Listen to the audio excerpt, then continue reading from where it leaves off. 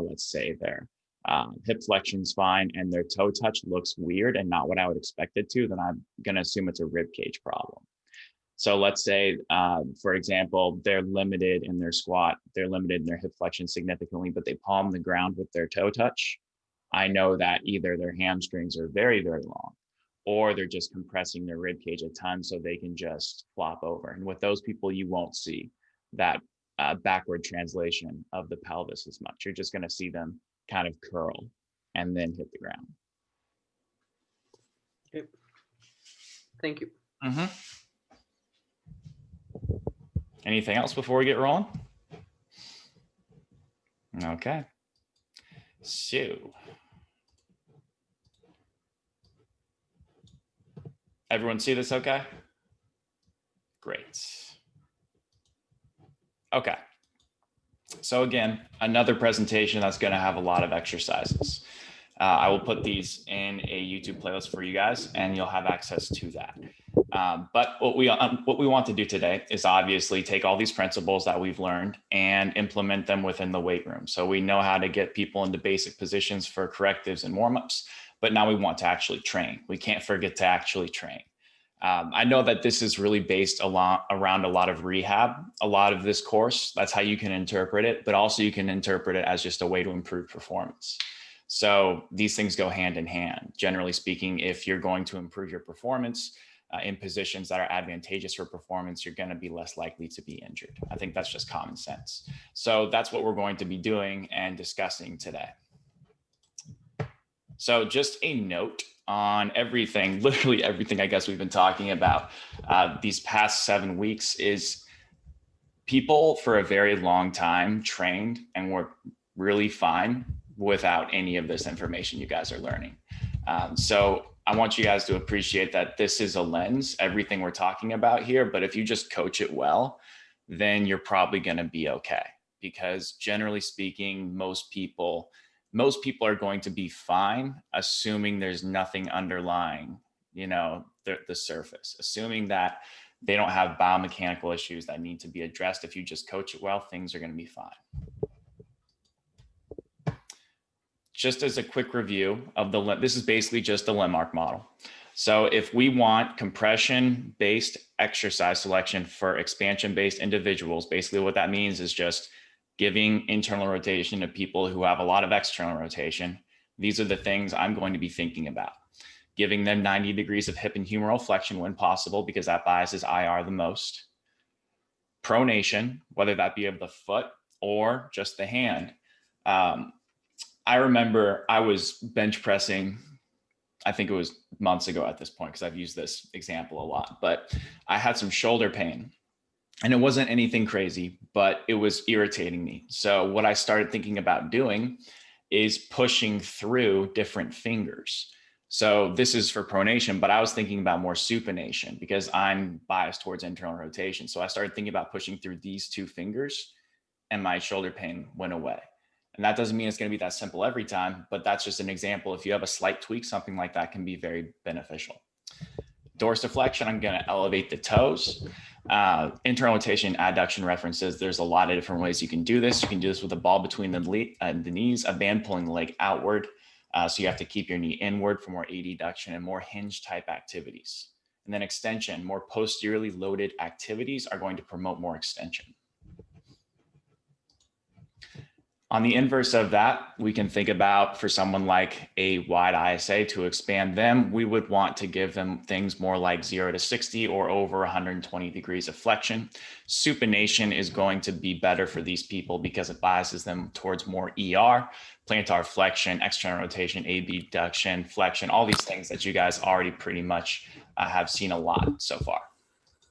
If I'm going to take that to some very, very basic examples, these are going to be 3 of them. A bench press for a wide, a hook lying, neutral grip dumbbell bench press is going to be better because that's a lot more external rotation and flexion. And that's also a lot more counter nutation biasing within the pelvis. And it's not as compressive as something like a barbell bench press with the feet elevated. The feet elevated just meaning the feet, it's just imagine a normal bench press, but the feet are elevated on like 2 45-pound plates. That provides more hip extension, which they may be lacking. A squat, a heels elevated barbell Zercher squat is probably the best thing for like best bilateral lift for a wide. Why? Because they're going to be biased towards those zones. They're going to be able to basically squat very deep and get a ton of abs, which is going to be great for that individual. Narrows, a back squat to a 90-degree box. 90 degrees because compression. Deadlift, a trap bar deadlift with the heels elevated for a wide is going to be great. Yes, you can even elevate the heels in a deadlift as well. And narrow, a snatch grip RDL with the toes elevated. Hopefully this stuff makes sense. These are just very basic examples.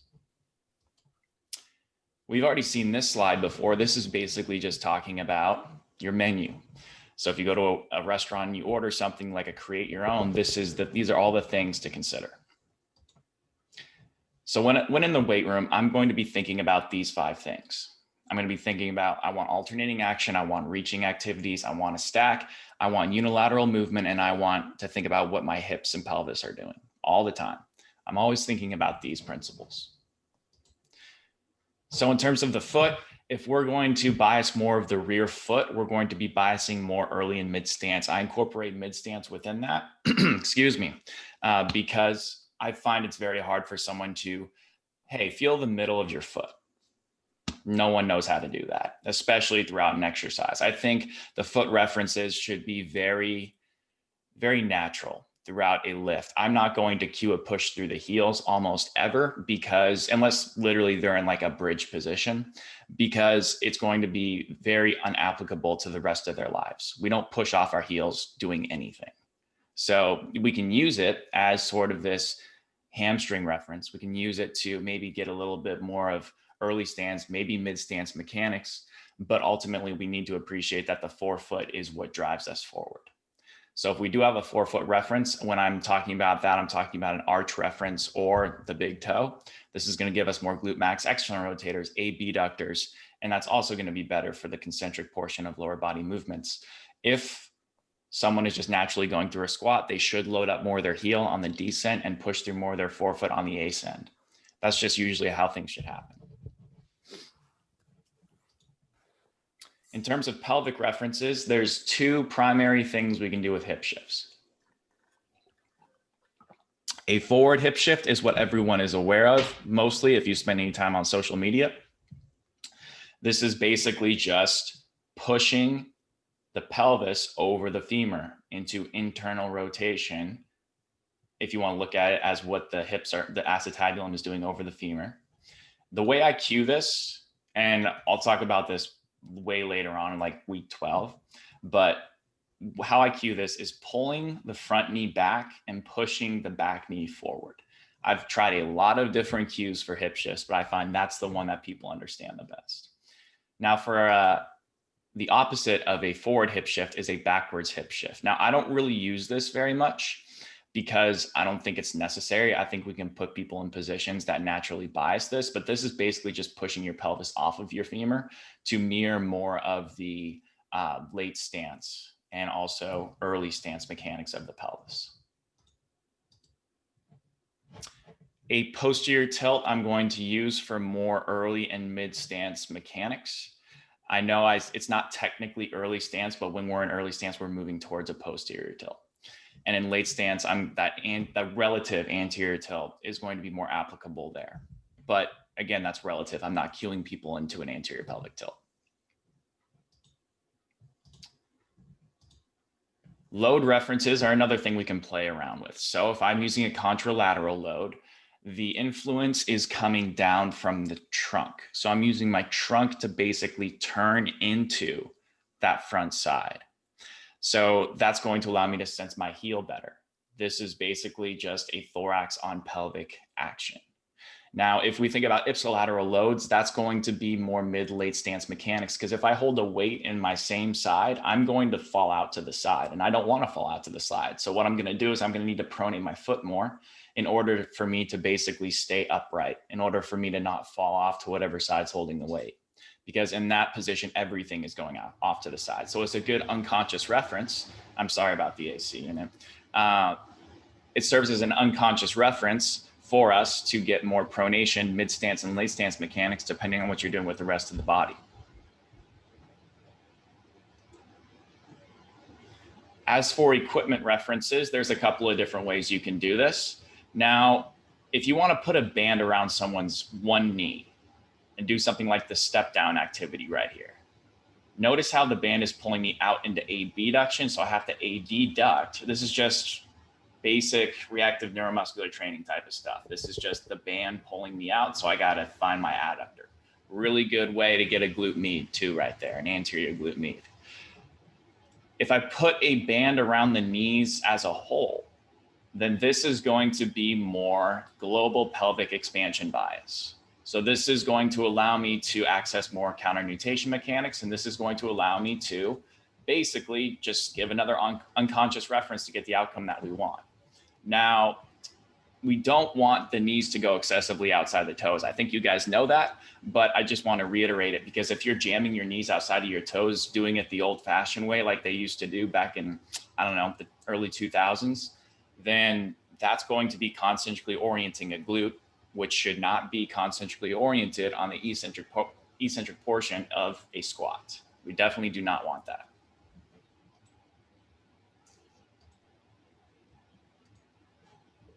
We can also use foam rollers and we can also use balls. These are better for more compressive references.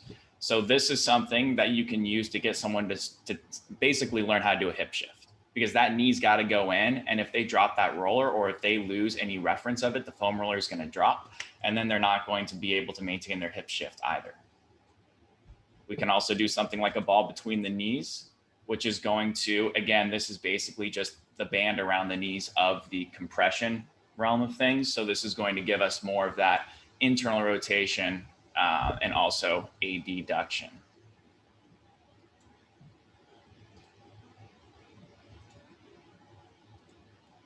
Can you guys hear that unit? Because I can hear it quite loudly. And if it's too loud, I'm just going to go turn it off. It's fine. Is it okay? All right. Yeah.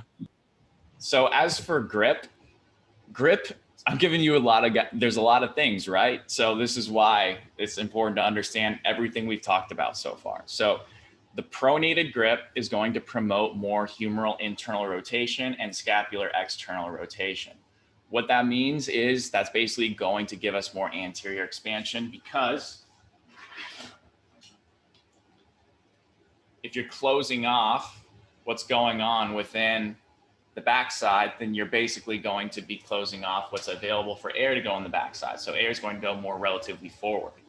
So that's better for people who want to restore more internal rotation, which might be better for someone like a narrow. Now, a couple examples for that would be a snatch grip deadlift, wide grip, SSB squat. Those would be two really good ways to drive a ton of expansion forward because they probably, if they're primary, they have a ton of ER. So let's take some of that ER away and put it towards IR.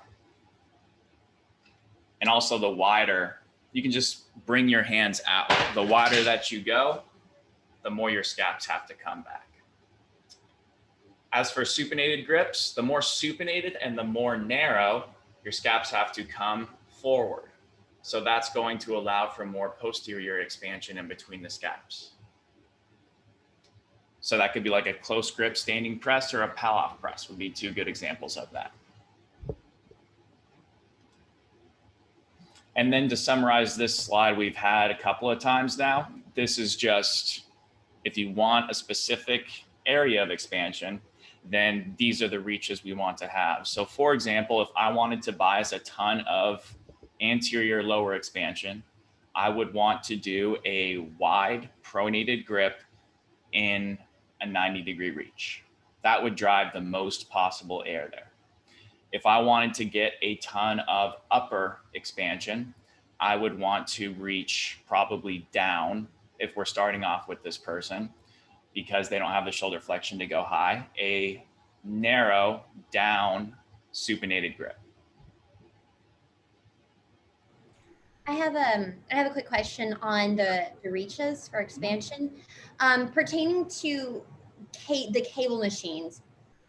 Like you could be reaching up and the resistance, like by pushing the resistance up, or you can be reaching or having like your reach from above and pulling the load down. And it's just, for me, I'm not sure like how to get my mind around like the pushing and pulling of how this translates to like cable pushes and pulls. If that makes any sense. I think you're gonna. Really bad at it today.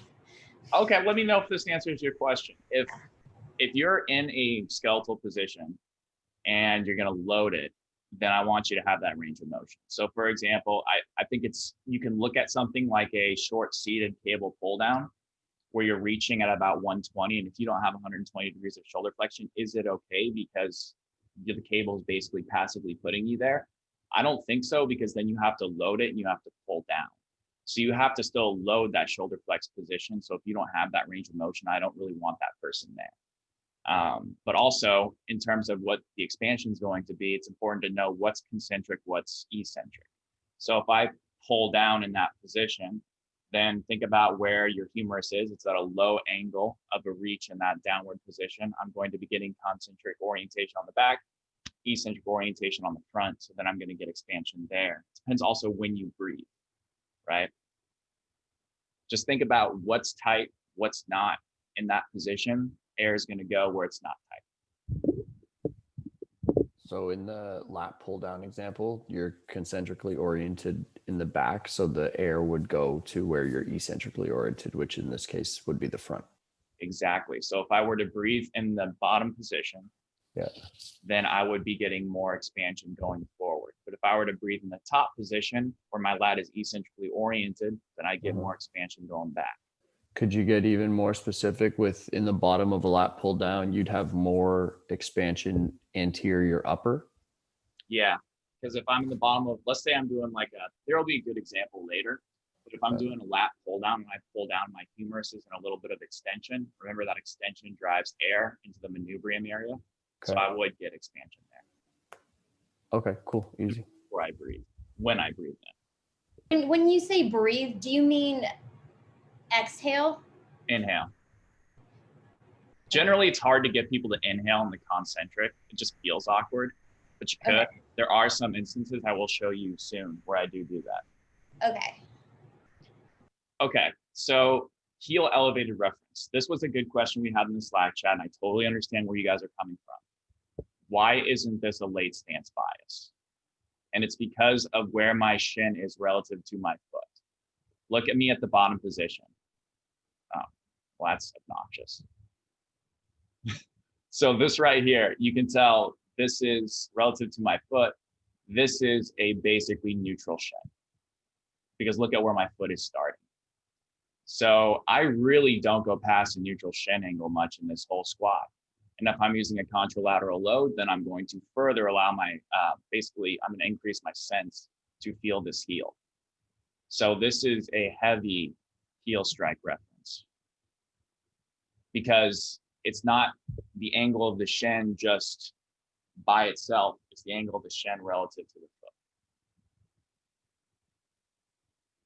A front foot elevated reference is going to put me naturally in more hip flexion.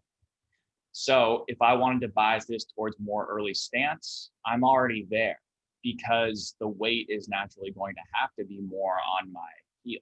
There's no choice. It'd be really awkward if it wasn't.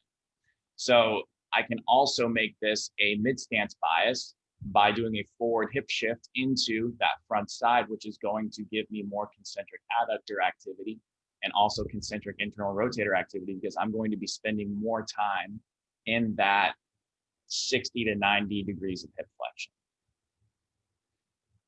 And also I'm going to get more of a vertical tibia angle if I shift into that front hip. Whereas on the not hip shifted version, I would give more of a negative angle. A rear foot elevated reference is going to give me either mid or late stance, depending on the load, depending on what I'm doing with my pelvis. So in this position right here, I have an ipsilateral load, and that's going to give me more IR. That's going to give me more IR on the way down, and that's going to give me more ER as I come back up. So this is, I would call this really with an ipsilateral load more late stance bias. And if I were to do a contralateral load and shift into my front hip, I'd call that more mid stance bias. Does that make sense? Are you saying that because you're referring to the limb arc model? Like you're having an IR bias, so that's why it would be more like you could say, would you say late stance? So with the ipsilateral load, like in this example right here, Yeah. I'm going to need to pronate my foot more in order Okay. to not fall off to the side. And the ipsilateral load also further facilitates the weight going forward onto my foot for the big toe reference. So that's going to basically drive more of the late stance mechanics and shin angle. Whereas if I were to do, I'll just do it right now. If I were to do a rear foot elevated forward hip shift, look at what happens to my tibia angle. So this is me without hip shifting. See what happens there? Now, if I were to do a forward hip shift right here, see what happens to my shin? So it biases you more to mid stance. Exactly it. Okay. Nice. So you can have the same exercise being biased towards different parts just by what you're doing with the pelvis. That's exactly right. Okay, cool. But Connor, why you keep saying pronation with late stance? Are we not supinating in late stance? You are resupinating in late stance, but really what you're doing is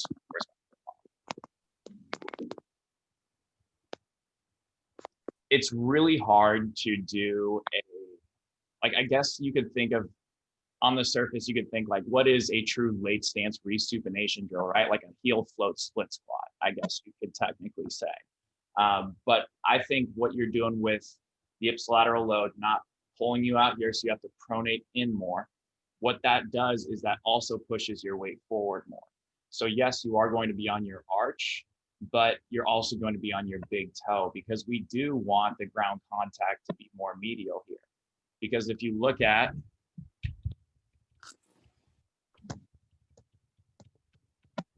and get all the way back there. If you look at this, we are on our medial foot when we push off. So I wouldn't want this person to be anywhere else but here. So that's what that load reference helps you do. And that's why the arch reference is also very helpful because ultimately it's not, as long as you're like around where you want to be with the foot reference, you're going to be fine. That's why I say, as long as you're feeling your forefoot, that's going to be that late stance. As long as you're feeling your heel kind of midfoot, that's early mid stance-ish. But you also want pronation in early, right? And Because you wanna what? pronation when? In early? In heel strike?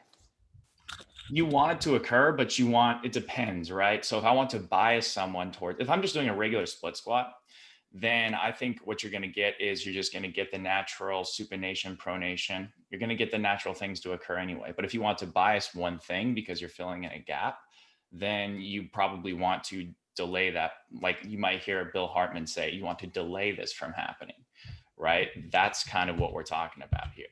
So for example, on the heel elevated reference, I'm delaying my pronation by this reference right here. So I'm spending more time in the areas that I might be lacking, which could be external rotation, heel reference. Okay. So but yes, if we're talking totally normal split squat, totally normal movement, you should be seeing a lot of the normal mechanics that you'd see in gait. I'm thinking like if you have someone like let's say have valgus, they will be pronated, but you want to emphasize the resupination and external rotation. I would want to bring them back as opposed to pushing them forward in the gait cycle. You know what I mean? So for example, if I had someone who's late stance, bring them back to mid stance. Got someone in mid stance, bring them back to early stance. Okay. So to summarize, early stance training, if I want more heel strike focus, this is going to be better for more pelvic expansion mechanics and eccentric ER activity. So we want a negative tibia angle, heel reference focus, contralateral loading, and supination and plantar flexion biases.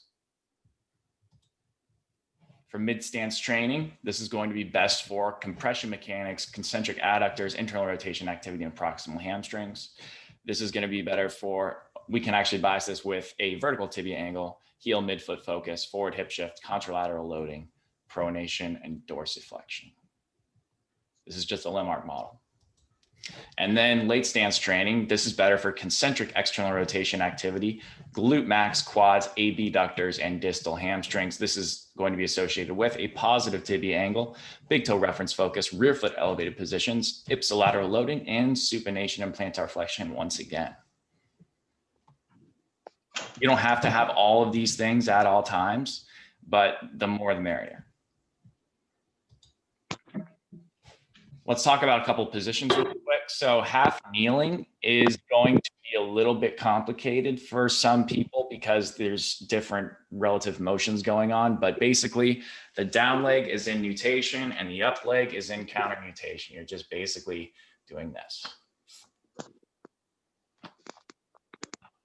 So what you can do actually to help even this out, and you'll hear some people complain of like, when I get in half kneeling, my back hurts, or when I get in half kneeling, I feel just like my back quad is just on fire.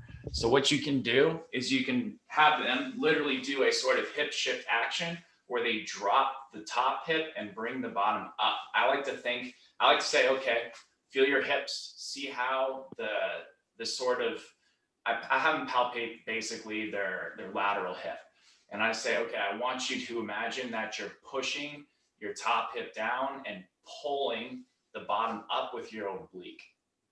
And then when they do that, usually they feel a lot better in that position, but also that's going to bias them towards a little bit more of that compression. If we wanted to bias more early stance on the front foot, we would just raise it, right? Because then that would give us, well, it's going to give you a ton more, what am I trying to say? You're getting a lot more relative motion because now you're really cranking that up leg into more counter nutation. And now you're really getting more of a stretch in that back hip flexor. So this is not a position I'd put people in on day one because they need quite a bit of hip extension on that other leg. But you can use this to bias more expansion mechanics. As for carries, a kettlebell front rack carry is going to bias more posterior expansion. A suitcase carry is going to bias more anterior expansion. So you can think about those as accessory exercises. I'm using these quite a bit, and I think they're really effective because they're engaging and they do promote quite a bit of these relative amounts of expansion. I usually do unilateral carries, not bilateral, because bilateral is just really compressive and it limits trunk rotation. But they do have their place. Crawls. Now bear crawls, what is this? This is just all four breathing, right? But it's more dynamic. So if someone's ready to progress from all four breathing, I would just take them to a bear crawl. And now you're getting alternating pumping of the rib cage as well. An inchworm crawl. On crab walks, we already talked about those. They're more of that, I should say anterior expansion, not posterior. But crab walks are more anterior upper and posterior below the level of the scaps. So on this right here, the inchworm crawls with the ipsilateral reach, this is brutal. These are absolutely brutal, but they're inversion. So I'm getting upper rib cage expansion. I'm getting an absolutely massive calf stretch. I'm exhaling as I reach, inhale, and that's going to drive. Think about where expansion's going here. Who can tell me where expansion's going here in this position? You're going to have expansion along the lateral right side. Yes. Specifically like upper behind kind of like the right scap. Yeah, you're going to have upper T what?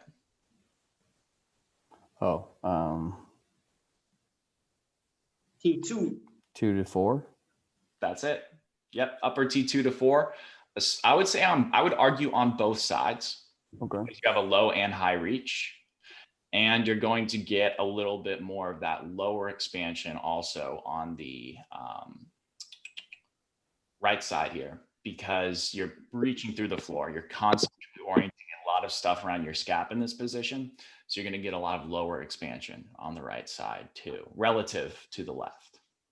And Connor, why is the bear crawl anterior expansion? Because it looks like you're concentrically loading the front of the body.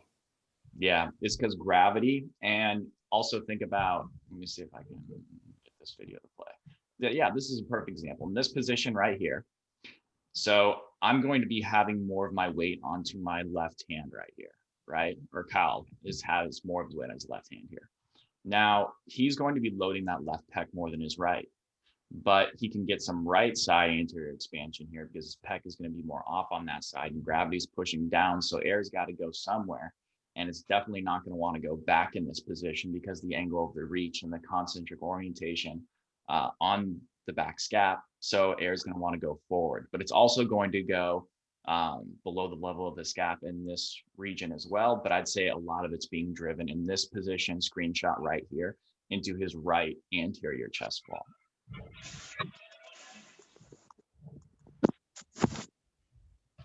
All right. Now let's get into some real exercise selection, given all these principles we've just talked about. So I think it's important for you guys, and don't just use mine. In fact, mine's not even like fully here. This is just some examples because I think you guys should be able to develop your own movement hierarchies, develop the progressions that you would keep in mind, and know what would be harder or easier for a given client in their presentation. So in these hierarchies, I'm going to give you 4 exercises, and then they're going to basically be easier to harder in terms of just difficulty, positional difficulty. The load is obviously going to dictate that as well. So for example, this is just starting off simple, a bilateral lower push that is more biased towards external rotation and expansion. The easiest possible thing you could do, realistically speaking for most people, is a goblet squat to a 60-degree box, heels elevated, band around the knees. It'd be really hard to mess that up. Now from there, you can go to something like a kettlebell front rack squat, heels elevated, band around the knees. I'm not going to be playing a lot of these basic videos at first, but I'll just give you guys that's not the video I clicked on. That's weird. Anyway, you guys know what that is. Kettlebell front rack squat. That's just holding it like this. Zercher squat, heels elevated, band around the knees, and then a front squat, heels elevated, supinated straps grip is going to be generally better for most people who don't have the shoulder flexion so that they can use the straps and not have to rely on loosening up those lats a lot if they don't have it. If I wanted to bias more IR, then something like a goblet squat to a 90-degree box with a ball between the knees is going to be very advantageous. Again, I'm not going to be cueing a huge squeeze of the ball, and I'm not going to be cueing a huge amount of like a full sit on that bench. Just a light tap, and then just a light, just hold the ball there, really. And then from there, you can go to just higher loads, right? You don't have, or sorry, more bilateral symmetrical activities in terms of the load, the placement of the load, like a front squat, back squat, just making things harder over time. But generally, if I want to bias IR in a bilateral lower push, ball between the knees, squat to 90 degrees. Now, in terms of split squats, a front heel elevated split squat, like I was doing earlier, is a really good way to start. I wouldn't maybe load it right away. I might add a low reach. But if I did want to load it, I'd start off with a contralateral load like this. You guys have already seen this video, so I'm not going to really play it that much. After that, we can go to a front foot elevated split squat without a hip shift, because that's still going to bias us towards more of our heel and contralateral load. And then we can go to a Jefferson split squat if we really want to amp it up and we have the hip flexion to actually get into this position. We could also Bulgarian split squat ou lunge com front leg bias, ok? Vamos colocar então a parte de cima do pé contra uma cadeira, na parte final da cadeira, avançar. I'm going to mute him because I'm not sure he was talking to me.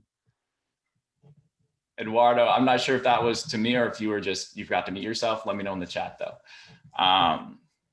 So right here is an example of doing a light dumbbell variation, but you could also do it with a barbell, and you could also do it with a barbell without any elevation. So it's just like a Jefferson deadlift, but just with a barbell, and you're just doing it in a split squat position. I like that exercise quite a bit. Okay, mid stance IR bias. You could just do a normal split squat with a forward hip shift and contralateral load. You don't have to add any foot references if you don't want to. A front toe elevated split squat is also something you can do. So just literally elevate the front toes, and that's all you need to do. Assuming I can find a book. I don't have a book. You just take this right here, and then I've got myself a more vertical shin. Then we can go to a front foot elevated variation with a forward hip shift contralateral load. That's the most standard one in the book. And then we can go to a rear foot elevated position with a contra or ipsilateral load, depending on what you're going for. But both would give you an IR bias.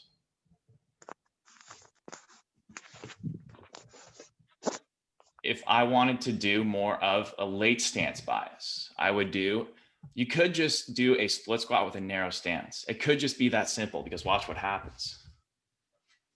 If I have a very narrow stance relative to a normal split squat stance, what's going to happen? My shin's going forward because it has to. It could just be that easy. A rear foot elevated position with an ipsilateral load would be my number 2. And then number 3, you could do something like a Zercher position, which would drive even more weight forward anteriorly. And then basically you're maximally driving weight unconsciously onto the forefoot. But I think using just you could also use bilateral dumbbells, but ultimately that rear foot elevated position is going to be money for this.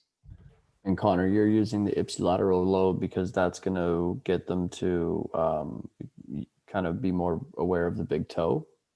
Yes, and remember, we're going to get IR on the way down mid stance, and then we're going to have to drive more external rotation concentrically on the way up, which is going to give us that. Mm-hmm. Okay, thank you. Mm-hmm. Bilateral lower pull for ER bias. Really for this, what you're going to be looking for is just a heels elevated trap bar deadlift. So something like this is actually quite beneficial for people to sense their heels, which is strange to think about sometimes, because you might think, well, I'm biasing myself towards plantar flexion. How is that going to work? But what you're really doing is you're bringing the floor up to them so they can sense their heels better. Some people really benefit from it, others not so much. Others are going to be better off served by internal rotation bias, such as a kettlebell raised deadlift. That's just elevating a kettlebell on a couple 45-pound plates. You can place a ball in between the knees. That's a very basic starting position, I'm assuming they know how to hip hinge here. You can do a trap bar deadlift with the toes elevated and ball between the knees. To progress it from there, you can just get to a regular trap bar deadlift and take the ball between the knees away from it. Now, the toe elevation also helps promote a hinge, and a good hinge, because you have to translate your center of mass back more. You could also place a band around their waist. There's a lot of different ways you can do it. But if you want to also get the pronation effect with it, I would elevate the toes, because you're going to have to pronate when you have that toe elevated. You're basically spreading out your arch.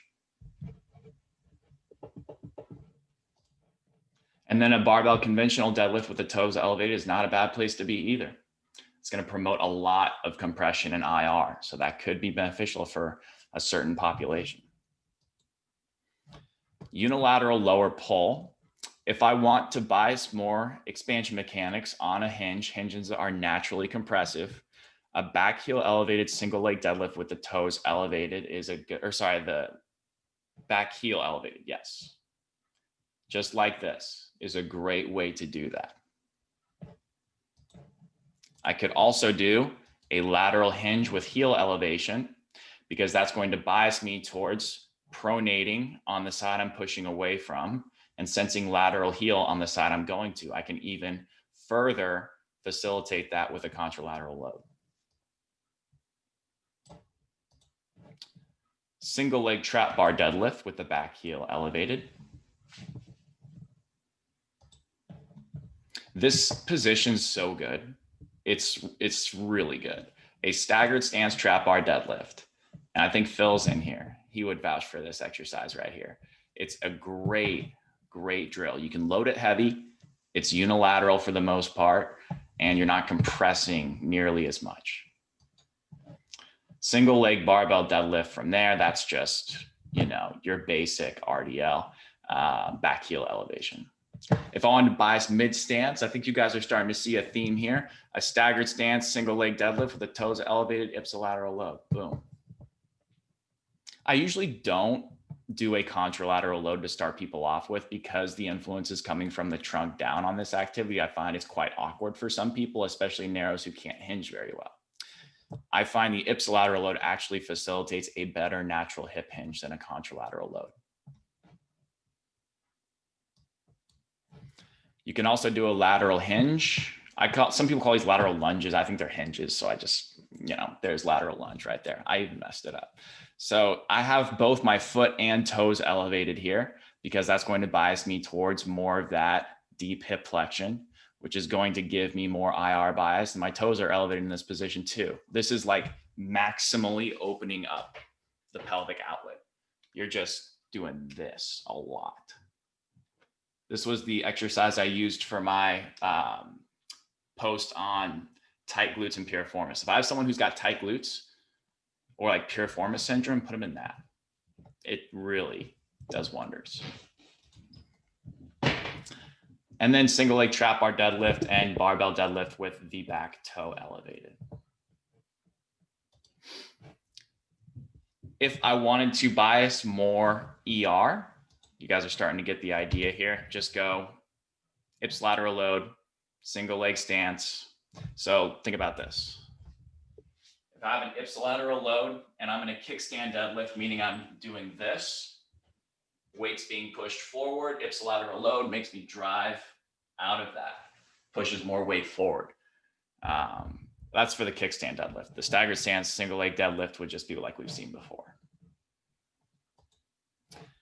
Okay, now for upper pushes, expansion below the level of the scaps. A 90-90 floor press is a great place to start.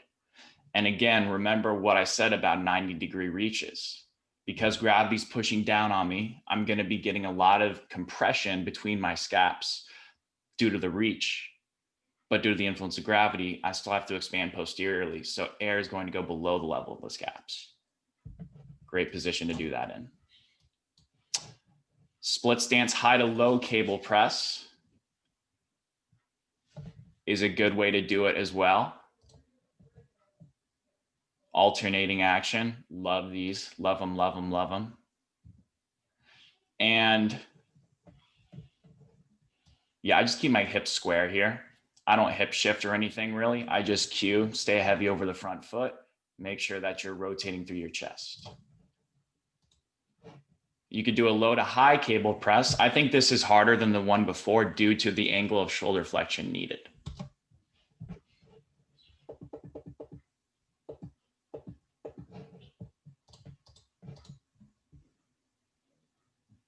It's also very easy to overextend on this and use too much weight. So that's something to look out for on anything where you're doing a cable press. It's very easy to use too much weight here. And then a short seated landmine press.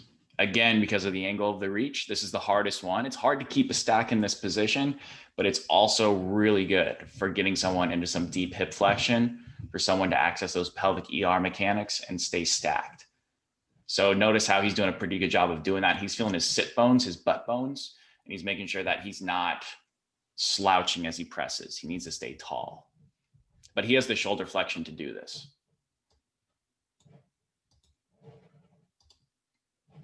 If I wanted to get low rib cage expansion, remember this is more anterior right now that we're talking about.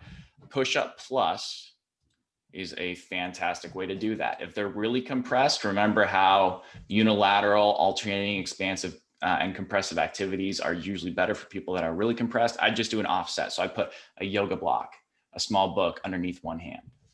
You can bias more compression on one side, more expansion on the other. Make sure Can they're you say, can you say that one more time, Connor? Why you would do that? Sorry.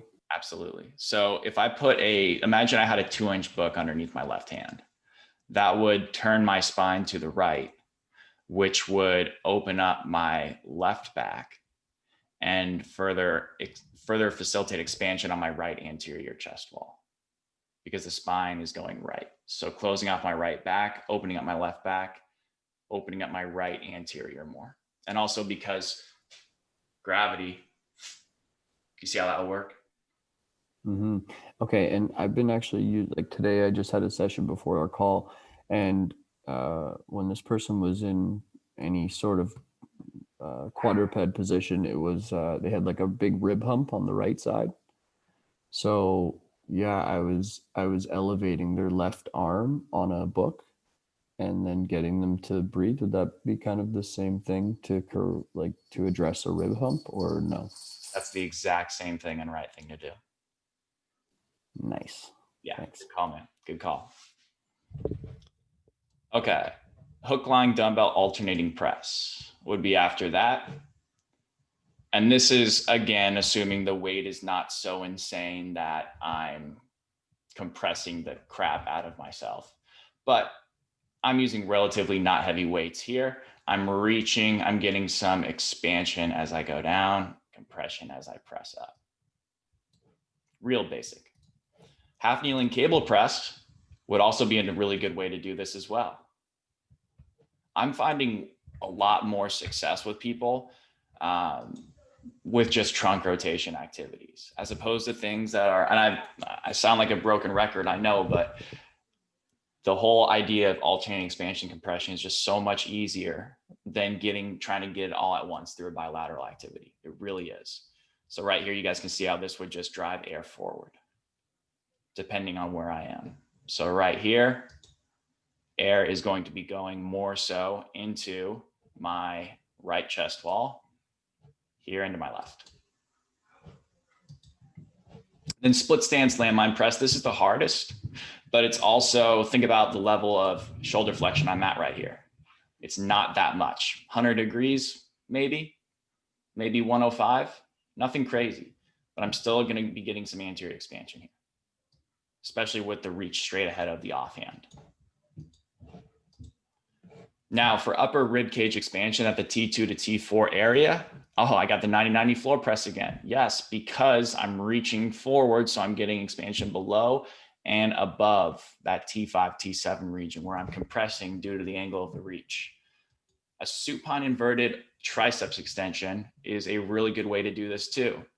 Floor based, people will mess this up by getting their hips too high and arching their backs, which compresses their low backs. So we want to make sure there's a nice, even, straight line. They need to get their hips as high as they can without losing their hamstrings or tuck. And notice how my head is very, very much neutral here too. So as I inhale and pull that arm back, notice how the humerus translates back a little bit. I'm going to be biasing upper expansion here because gravity is flipping me upside down. Or I'm flipping myself upside down, and gravity will do the rest. A split stance low to high cable press is great for this, assuming you have the shoulder flexion. So when I'm here, where's air going the most?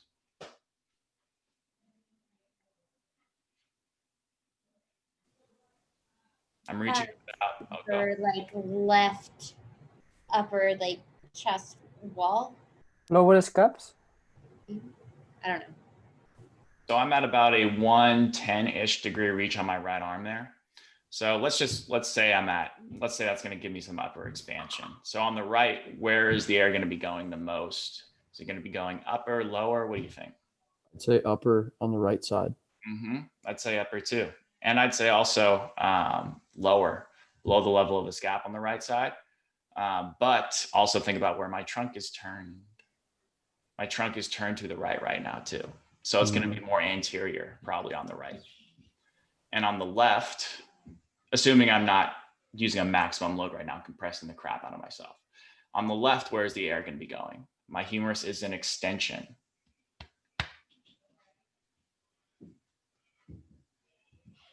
On the left, it's going to be going left a little bit. Yep, left upper, but also left Lower. Left lower. Yeah, I'd say so too. I'd say so too. Okay, then a seated wall referenced Arnold press. This is assuming you really have the shoulder flexion to do this. I love this exercise so much because think about what you're doing. You're starting in an ER bias, moving through IR and returning back to ER. You're just going through the whole landmark model. Now, the key here is not to jam your head forward. And the key here is to make sure you can feel your stack and heel reference.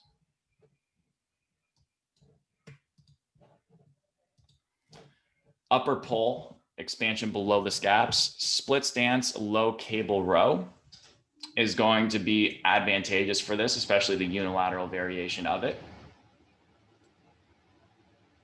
I think that one makes sense. That's pretty straightforward, I'd say. A 90-90 inverted TRX row is fantastic for it for the same reason that the alternating dumbbell floor press in 90-90 was chosen. Because look at this position right here. Yes, I'm reaching at 90, but gravity's acting down on me. So I'm getting a ton of expansion, especially without having your back pressed up against the ground, even more posterior expansion.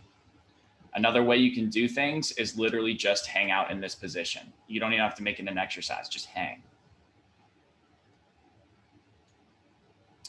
Okay, half kneeling cable pull down. This requires relatively less shoulder flexion. A lot of people could get away with this pretty easily. And then a short seated alternating cable pull down is another way you could get it. This is the exercise I was referencing earlier. Sit bones, keeping your stack, staying upright. For low rib cage expansion here, a dumbbell one arm row, really good for this. Does that make sense? Think about what's going on with trunk rotation. The reach is lower here on the left, so that's going to matter, right? Okay. Chest supported alternating row is just basically the alternating version of that dumbbell one arm row. And you can set up the bench so that you're reaching at the appropriate angle. Right here, I'd say I'm reaching at about, what is that, 80, 75-ish degrees there. I'm still getting anterior expansion. Side plank cable row is another one we can use. And think about lateral compression via gravity. I even out my feet here. I get in this split stance because I find it's just way more comfortable. And then I'm going to be compressing laterally. So I'm going to need expansion from A to P. So in this position right here, where's air going? To the whole left side of your rib cage. What part? Anterior, posterior? Well, I guess more so anterior, but probably both. I'd say so too. Yeah. And on the right side, where would it be going? Anterior. Yeah. And then maybe lower if you're really compressing into retraction there. Yeah. I'd say, well, the humerus is an extension. You're going to be getting some upper anterior on the right too. Yep. And then staggered stance landmine row. This one is absolute money. You can load it heavy. You can do ipsilateral or contralateral load. I'm doing contra right now just because I think it's easier to balance. And then, ooh, boom, right? Right there. Where's there going? My trunk is rotated to the left, so my spine's going right.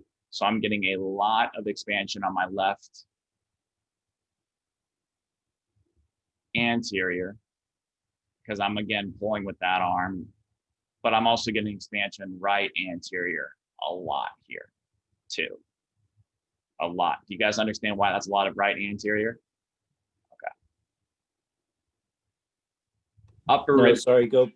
Go back. Absolutely. You want me to explain one more time? Yeah, please. Yeah. Right here. Spine's turning right. Imagine an arrow pointing out my spine, it's turning right now. Normally, that would give me a lot of left posterior expansion, but I'm compressing that because I have the weight in my hand. I'm rowing up. So my left humerus is in more extension. So I'm going to be getting some left anterior upper expansion here. On the right, because I'm reaching down and my trunk is still going left, so my spine's going right. My right back is still closed off relative. And then I'm getting some anterior expansion because of the angle of my reach and because air is really only going forward in this position, as well as gravity. Cool, thanks. Hey, Connor, I have a question on that too. Sure. Would you pause at the top for an inhale, or even if you're exhaling as you rode, do you still consider getting expansion? So you can use these exercises, especially one like this where you can load it. This could be a secondary lift on a back day or an upper pull day. You know what I mean? This could be a secondary, but I wouldn't do, if it was a tertiary exercise, like if it was, let's say, you know, you're just trying to get a pump or whatever, I would cue probably a breath at the top in this position. Gotcha. Or I would cue like, exhale, pause at the top for a second, breathe in, and then go back down. But if it's just like a secondary lift where they're getting after it, I probably wouldn't do that. Thank you. Okay, and here we go for upper expansion. So this is one of the exercises I touched on earlier, where I would cue an inhale on the concentric. Now, let's take a look at this. So I'm turning my trunk into the same side of the elbow that is forward. Did you guys notice that? I'm right here. Now watch what I do. The angle of my reach is low. It's below 60 degrees here. Turning my pec, my left pec, into the left side, which is going to give me my spine turning to the right, which is going to expand my left posterior rib cage a ton. And then because I'm going into flexion, I'm going to inhale because flexion, external rotation, abduction ride with each other. So when I do that, I'm going to be getting expansion posteriorly, and this stretches the crap out of your left upper back or whatever upper back you're going to be turning away from. So real light weight here, and the elbows being pulled down by the weight too, so you get another separation. So let's try this together. Place your elbow out in front of you at a 45-degree angle, and then push your elbow forward and turn your trunk into that side. You should feel stretch in your upper back with whatever elbow side is forward. You should feel that stretch. Now imagine as you go down, inhale, exhale, inhale, exhale. You can do that on a single arm Zercher squat. I've been doing that a ton. And it's really effective. Like cable machine, Zercher, turn, go. Wouldn't that be good for helping someone reach too? For sure. Yeah. Split stance, low cable row. Again, we've already seen this one, I think, but it works for upper as well, for sure.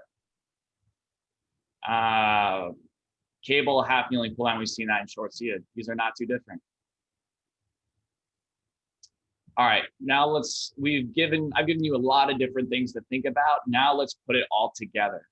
If I had a wide ISA with primary compensations, they're an intermediate lifter, they've got like 2 or 3 years of experience lifting underneath their belt, you know, they can probably squat 315 for some reps. You know, they're a strong person, but they're not anything crazy. So what we're looking at here is to compress them laterally to get them some posterior expansion, and make sure that this individual, because again, wides, I've never seen a wide that has more humeral, actually that's not true. I've seen one wide that has more humeral IR than ER in my whole life, just because people compensate, right? So generally speaking, this person's probably not gonna have perfect IR, which is why I'm doing the bear crawl. And I'm just starting off giving them some hamstrings and abs, nothing crazy. This person doesn't need anything crazy. I would do a heels elevated front squat to bias them towards more early stance, because they are someone who's biased towards pronation and mid stance mechanics. And then I would pair that with a hamstring bridge to help him, some sort of hamstring bridge. It doesn't have to be the same one we did right here, to help him find and facilitate a better pelvic position, because he's going to want to extend the crap out of his front squat, because that's probably a heavy lift, and he's probably going to want to go ham on. So we need to make sure that this guy can maintain good stack. Staggered stance, deadlift with a rear heel elevation for the same reason the heels from elevated in the front squat. Hook lying alternating dumbbell press, deep squat alternating biceps curl. That would just be getting into a deep squat and doing that same inhalation, inhalation, exhalation, inhalation. I have a video of that one that I'll throw up. And then a front rack carry for posterior expansion, and then some core activity like we'll talk about next week. For narrow ISA with primary compensations, I would do anterior expansion with this individual. So all four breathing, adductor pullback to give them some IR, crab walk, and then we're going to let's say they're a beginner too. Forgot to mention that. So dumbbell goblet squat to a 90-degree box with the ball between the knees.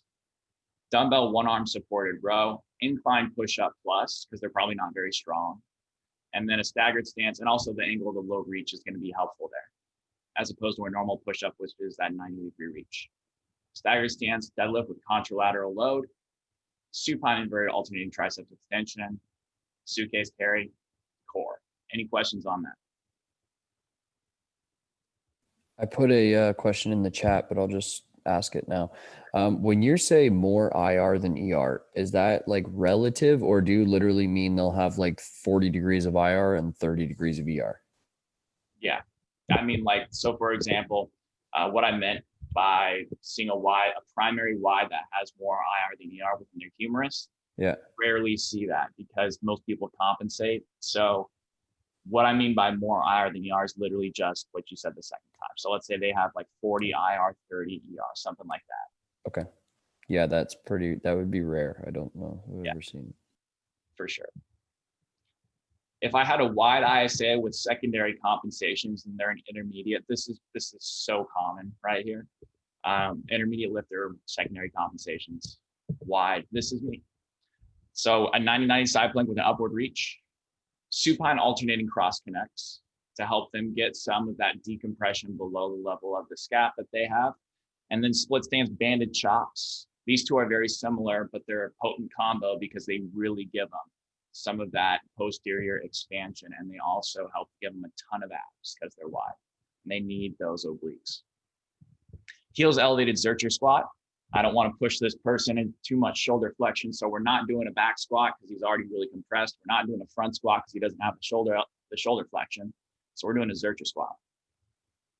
Hamstring bridge, bent over landmine row, staggered stance deadlift with rear heel elevation, assuming their feet weren't anything too wild, respiratory preacher curl, and then the suitcase carry and core. I think we got another question. Oh, I'm not seeing it. Oh, hang on. Am I still here with you guys? My computer is a little, okay. After that, we've got a narrow ISA with secondary compensations, short-seated low reach, perfect, putting them then, teaching a passive stack, supine alternating cross connects, and inchworm crawls, get them inverted. Inversions, heels elevated Zercher squat. Again, that would be a totally appropriate choice for that individual if they don't have the shoulder flexion. And again, we need to bias them towards more ER. Notice how these things are actually a lot more similar than the primary ones, because as you compensate, you start to look the same. Split stance alternating low cable row, 90-90 dumbbell alternating floor press with a deep squat biceps curl. I wouldn't do this with a wide. The reason why this one is a deep squat and the other one's a because this person needs to get their deep squat back quicker than a wide would, because that person should be able to squat deeper easier than a wide. Kettlebell front rack carry and core, giving them the posterior expansion they should have. Let's say now I had a left AIC. I've got someone, they're an intermediate lifter, they're wide, they're nothing crazy, they're just a normal left AIC. Let's say I've gotten them back to the point where they're just a normal left AIC. Change a lot of stuff. And the answer is not really, but you could. So I'm going to start off with that supine arm bar, the one I did with Ben on the last review session, and then a left side lying right glute max to help facilitate that in an active position. And then crab position alternating toe touches, just get them alternating and moving and give them some of that anterior expansion. Heels elevated SSB squat is where I'm going to probably go with this individual. I'm not going to be too worried about their left AIC pattern, really, because I mean, if I've gotten to the point where they're a left AIC, they're probably moving pretty well. Landmine, bend over, alternating row. And then something I like to do for just people that are in this pattern, just give them a left front foot elevated split squat with a forward hip shift, and then a right rear foot elevated split squat with an ipsilateral load. I'm doing this in the powerlifting ebook in the second phase. They have this because this is really across the board what people are going to need once they start to clear themselves up a little bit. Arm farm, whatever they want to do, you know, they're an intermediate lifter, let them have their fun. And then a side plank row. What if we had groups though? What if we had people that, you know, let's say we have a group of 20 people. I would split them up into people that are biased towards expansion, people that are biased towards compression. So if I had, for example, secondary narrows who looked more like wides, then I'd put them in the compressed group. So what you could do is just the same exact exercise, just do a slight variation of it to get the outcome that you want. And that way you're not interrupting the flow. I had to do this a lot in my previous job because you have people that are all over the place. I had one person trying to train to be a Navy SEAL. I had one person who was a 76-year-old retired golfer. I had 2 pregnant women. And I think I had like a couple of older retired dudes. And then, yeah, try to program for those people. It's just wild. So something like this is really beneficial because they can self-select the load and they can also, you know, get the biomechanical outcome they want. So all these things are just tailored to exactly that. Okay. Now, the last thing I wanted to say is, and when we progress exercises, I like to progress things in about 4 to 6 week blocks. The way we don't go over periodization in this course because this is not what the course is about, but I like to progress things, generally speaking, as complexity decreases, specificity increases. Now, I think less than about 4 weeks for an exercise is not enough to get the motor programming that you're looking for, just the general sensory motor awareness and just the frequency needed to get an intended outcome while maintaining good positions takes longer than like 2 weeks. So also, if you get beyond 6 weeks, that person's probably really bored. So there's a balance to be had there. Okay, that was it for that week. Next week, we're going to talk about core, plyos, and a little bit of speed stuff. I don't get into a ton of speed stuff because I'm not a sprint coach, but I do know enough to have this stuff be applicable to it. So do you guys have any questions on today? Yeah, Connor, I put something else in the chat.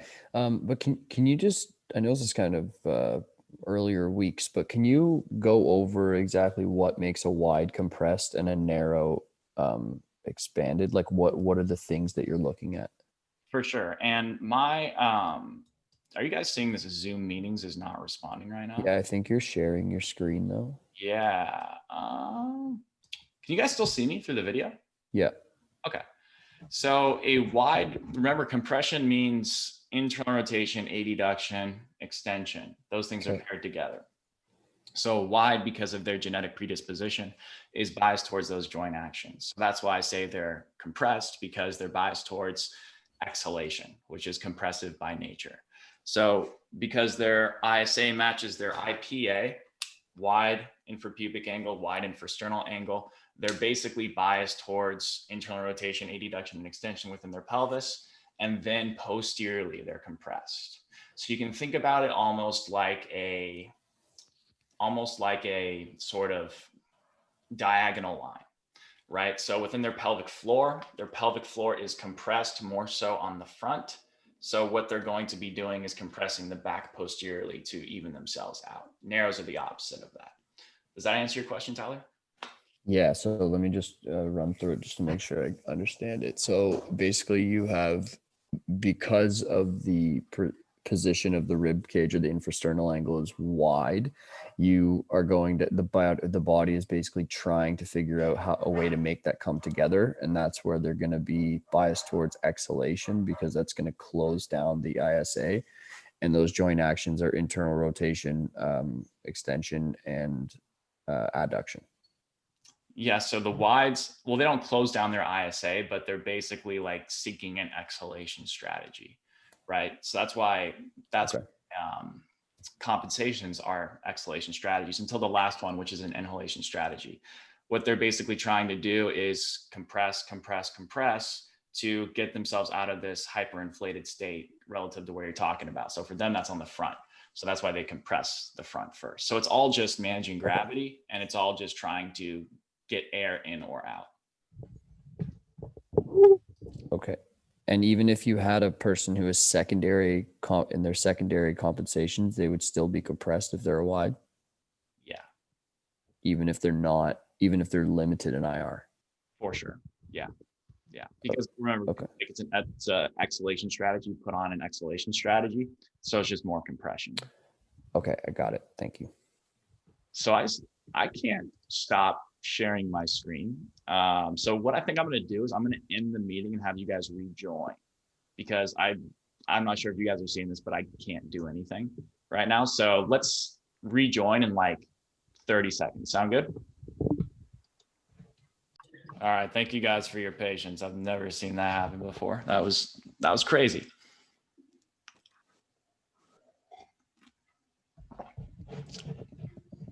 You guys have any questions? Yeah, Connor. Yeah. So pretty basic, but just something I'm trying to get a better understanding of. So in the gait cycle, when you're in heel strike, are both hemipelvises in external rotation at that point? Until then you go into mid stance and you start internally rotating on the front side, or no? I think the image that would be really helpful in this circumstance. It's always all relative. But look at here, how things are always internally rotating or externally rotating. So when we're, let's see, I guess you could say toe off here and heel strike here, the pelvis is moving towards a state of internal rotation. But when we are in toe off right here, we are moving towards a state of external rotation. But as soon as we basically clear that, we start to move towards that. So I guess you could say that if you look at this right here and this right here, you are in a state of external rotation on both, but it's where you're moving towards. Got it. Okay. Thank you. Any other question, Connor? Yeah. I got two questions actually about the gait thing. So first one, when you see someone who's doing like a bridge, like a split squat or something, and their working leg is kind of always going on the toe and that heel is hovering and it's just unconscious, does that mean anything about like what phase of gait that they might be stuck in? Like, is that late stance or is that just a thing that's not related? I think that's someone who's just, yeah, for sure. They're going to be like more on, I would say they're probably late stance biased, and not just because of like the superficial, like they're just pressing on their toes. It's they're trying to leverage their glutes and they're trying to leverage their quads to help them get into that bridge, as opposed to their hamstrings, which you would get through the heels. Right. Because I noticed those are the people that when they do like a bridge, they feel their quads a lot. They're always pushing away versus pulling or pushing down. Exactly. Yeah. So the other question I had, that's really helpful. So you'd put those people like maybe back into more mid stance stuff to pull them back? Yes. Okay. And the other thing I was going to ask is, so I know you've talked about the foot assessment, sort of like what their feet look like and how that indicates what stance they might be in. So what are you trying to get people to like look like?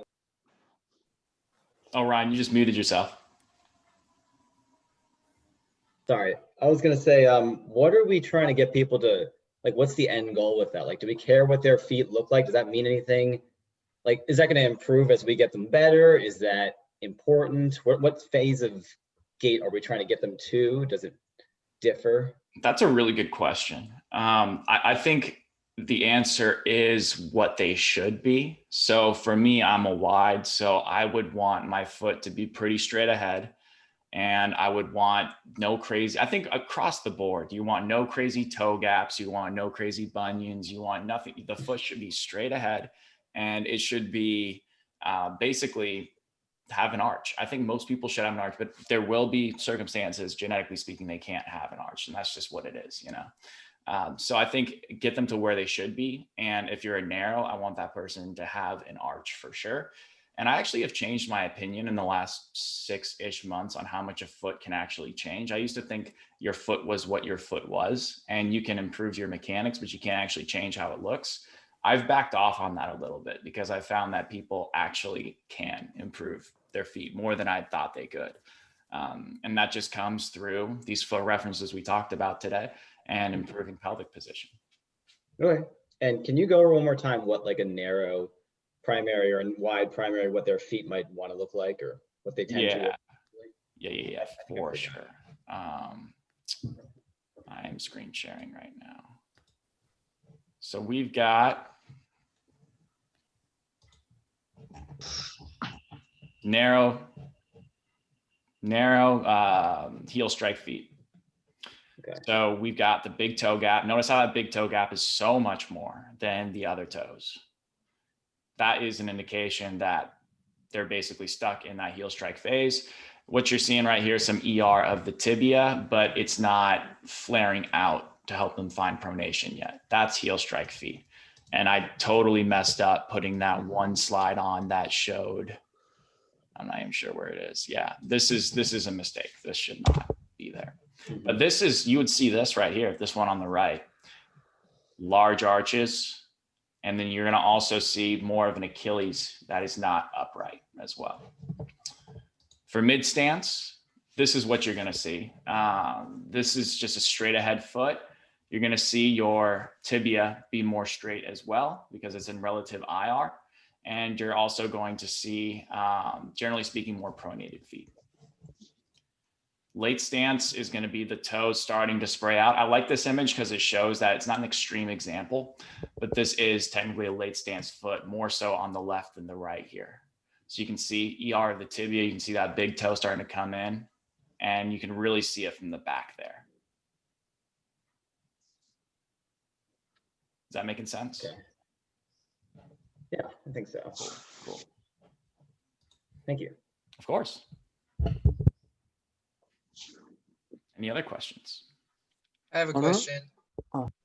Mm-hmm. Could you explain when you would want to do like a heels elevated deadlift versus a heels elevated goblet squat? Same thing pretty much in terms of the gait references I'm looking for there. So the heels elevated is going to give them more of that heel reference, and it's also going to basically affect their tibia angle. So that's going to give me more of the mechanics. So if I wanted to have someone do a deadlift, a bilateral deadlift, but I wanted to give them relatively less compression, then I would do that heels elevated version of it. If I wanted to compress someone more, then I would do the toes elevated version of it, because that's going to bias them towards more dorsiflexion IR, things like that. Now, the heels elevated squat is going to help them get way more expansion because they're going to be able to go deeper. They're going to access that third phase of the limb arc model. And they're also going to be basically allowing their sacrum to stay counter-nutated. They're going to be able to do this better because that's just literally the position of their pelvis that they're going to be able to access due to the supination and plantar flexion bias at their foot. So it's really very similar, I think. So just if different exercises. Yeah, if somebody is compressed and you want to expand them either way, but you still want to do a deadlift, you do heels elevated deadlift. And when you want to do a squat, you do that. Thank you. Okay, I have a question. What's up? You hear me well? Yeah. Okay, it's a pretty amateur question on my part, but better late than never. So you obviously talk about posterior rib cage expansion like in quite a lot of videos, and I can understand why someone would need posterior rib cage expansion, but who needs more anterior rib cage expansion? Because you mentioned that briefly in the PowerPoint. Narrows, because narrows are compressed more anteriorly, right? Because they have pelvis that's like this. They're biased towards an inhaled state in their pelvis and an inhaled state within their scaps. So their scaps are more biased towards basically just allowing air to travel in between them, so they can get air back there, but they can't get air here because their ISA compresses, and this is compressed, which pulls their shoulders forward. So they're here, and they can't get air in there. So that's why all 4 positions for narrows are great. That's why anything prone for narrows are great, because they need that anterior expansion. Okay, makes sense.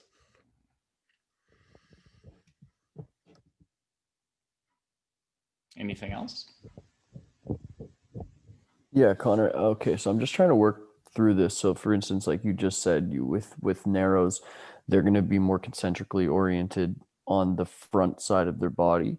But then if they have a secondary compensation, it means that they've fallen too far forward and they're trying to reposition themselves to keep themselves upright and they're going to concentrically orient the backside of their body to some degree. Now, I know I've listened to Zach Couples podcast a bunch lately, and he says like that will change the position that you choose to do the work from. Yep. But would there ever be a time where a narrow is no longer compressed anteriorly due to secondary compensation? You do see instances. Let's reference. Yeah, that's a really good question. So you do see an instance where that can happen. So narrow layer 1, we know that. Layer number 2, they're going to get into this orientation right here where their pelvis is forward, but that also does open up their chest to a slight degree because their mid-thorax compresses at T5 through 7. So it's very similar to how the wide, when they compress anteriorly, they open up some of that posterior expansion. That's why wides have so much ER all the time. It's very similar. So what a narrow often is going to do is they're going to find some degree of internal rotation, but it's still not going to be a ton.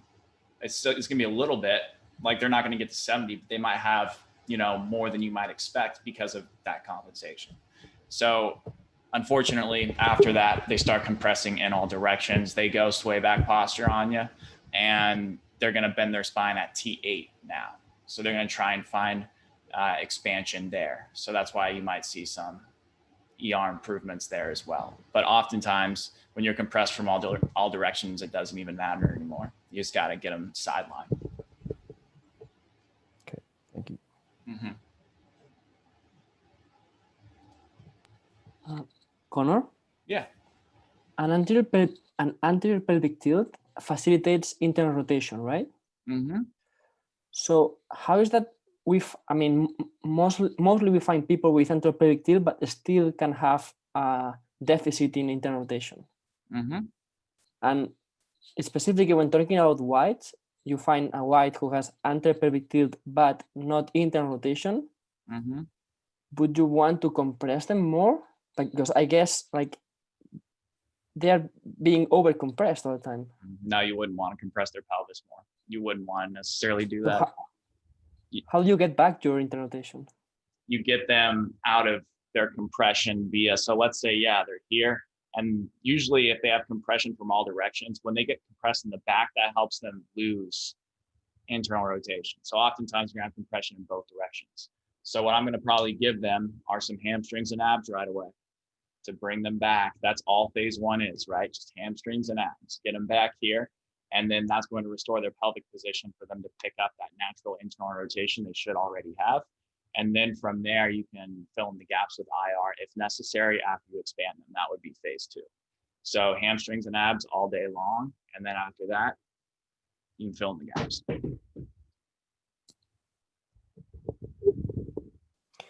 Can you show me or us on the pelvic model what's happening with someone who would need more AFIR, and then what happens when you give them more AFIR?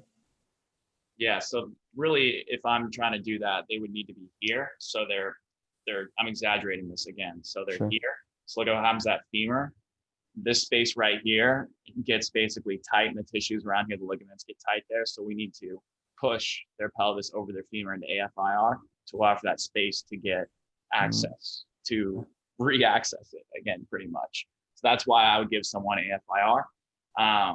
You see a lot of times I'm successful giving people left AFIR when they're in like a lateral orientation or an oblique orientation. You see how that works? They need to literally push that pelvis back over their feet.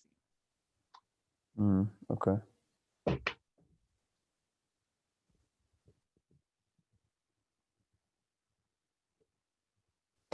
Okay, I'll ask another question. If I in the Slack group, I posted a photo of a person I did an assessment with, and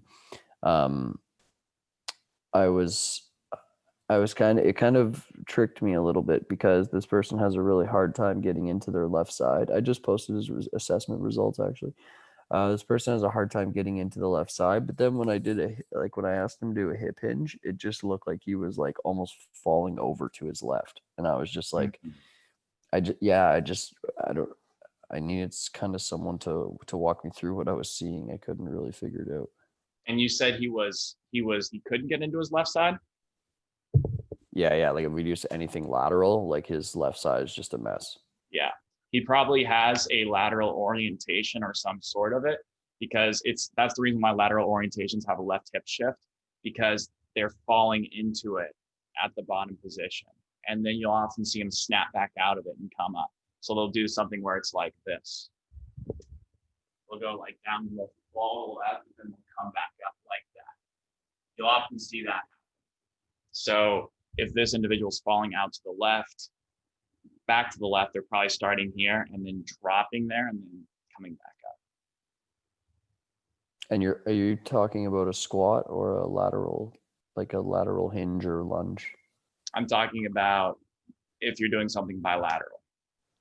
Okay, yeah, because he's got a hip shift to the right. Like a lot of his stuff points left AIC, but then I look at like when he hinges, he's just like, he played soccer, so he planted on his left leg, and he would be compressed along his left side, and that still shows up. Like I don't know if you can see it in the Slack group, the photo I'm referring to. I'll go take a look at it. Yeah. So okay, I misunderstood your question. I thought you were saying he had a left hip shift.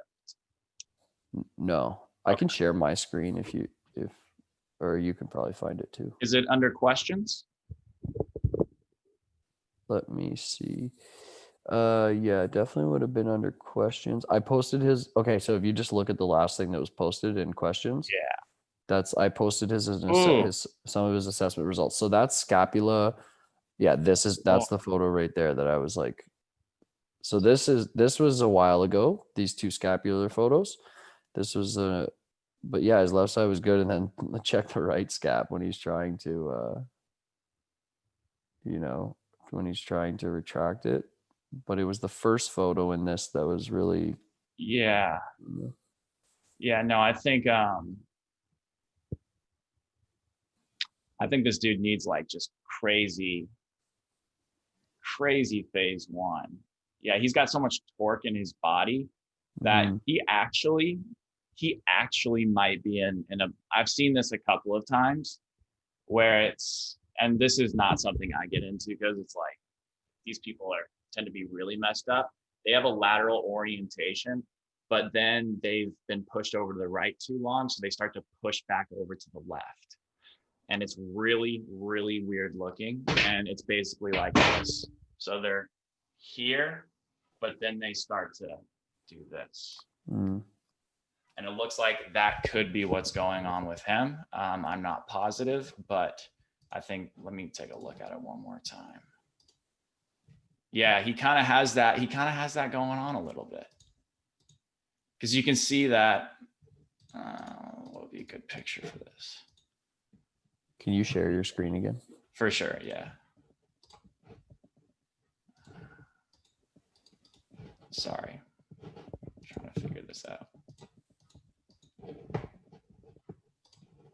There we go.